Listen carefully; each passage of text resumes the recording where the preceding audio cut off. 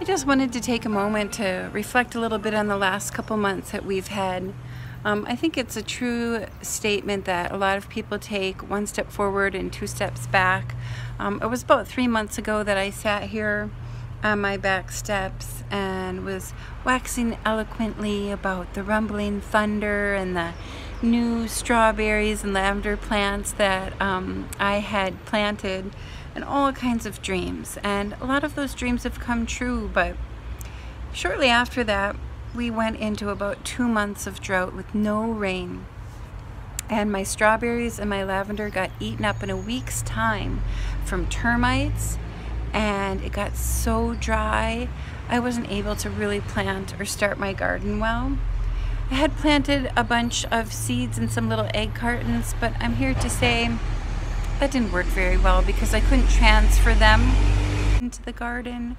I've got a few things growing, but I'm trying again and starting over. I just wanted to show you a few things around the yard to see how we just keep going. Even with the 2 steps backward, we keep marching 1 step forward and keep working on it. So I had mentioned how my strawberry plants had gotten eaten up by the termites. It was so awful. My husband, if you look way down on my Instagram feed, then I had posted the termites, how my husband even tried to blowtorch them, and it was just a disaster. So I found these metal bins and I was able to secure some more strawberry plants, and they're doing so well now. And I put in a nice mixture of our local soil and some worm castings and compost and such. And so I've also planted some calendula and some nasturtium seeds, and those are actually going pretty well now, and those are a bit hardier seeds to grow. I just have 1 lavender remaining, and then some Afrikaner marigolds. They're supposed to be giant marigolds, so I'll be curious how they turn out. And then I've got a little bit of cilantro growing in a couple different places too. So in time, this garden bed will fill up, and these are to be creeping nasturtium that I'm hoping will go up this water spout. On this side of the steps, the lavender is doing a bit better, and I've got a little ground cover growing in there, and I added this lemongrass right next to my irises, so it blends in nicely. And sometimes I just find the cat and the dogs in here because it smells so good, and they seem to just enjoy the scent of it. And then I love hydrangeas. They're my favorite, and so I was able to get a hydrangea, a couple different ones, and then I got those yellow flag bushes, so they should grow up quite nicely. And I transplanted some of those, and I can't remember the name. I'll have to look for it. And then back here, my other hydrangea and calendula. And then I got that orange jasmine, and I think it's going to be such a beautiful scent in the evenings, and it's just starting to bloom. So our soil is really bad, guys. It is just like African clay, but I found these little purple flowers. They get little pink flowers when they stand up nice, and I've put them under this angel trumpet tree, and I'm hoping they'll start getting more firmly rooted and grow up into a nice little purple ground cover. And then we've got the white flowers of the angel trumpet and it blooms like once a month, just not right now. I haven't done much back there. It's really where I want to put some goats someday, although we did kind of make a little bit more of a ring around a compost back there. And of course we've built the duck enclosure, and we lost our beautiful frangipani in a storm a few weeks ago, but I'll show you what I've planted. But what I really want to show you is one of the reasons our soil is so bad and we can't grow anything is everywhere there are termites. They literally grow right under the soil and build homes all over the yard. This is a little bit strange. It's where my garden's going to be, and I'm trying an experiment. I have to have it kind of fenced in because the ducks and the chickens, otherwise they'd eat it all up. So I've gotten all these bins, and I've started growing I've just got a few carrots that lasted until I got smart with my soil, and some tomato plants and some Swiss chard and things. And I'm gonna see how that goes. But over here, I'm gonna lay down cardboard, which I have, and just see if I can suppress the weeds in the grass. And then once that happens, I'll add some chicken manure and maybe some compost and see if I can't work through the soil and start planting a few rows of vegetables here. But what happened is, literally one day later, you can see the termites are chewing through the cardboard, and if it was quieter, you can hear the chewing. It's so loud. They are chewing right through this cardboard, and look at the houses they're building. Maybe you can hear if I'm quiet.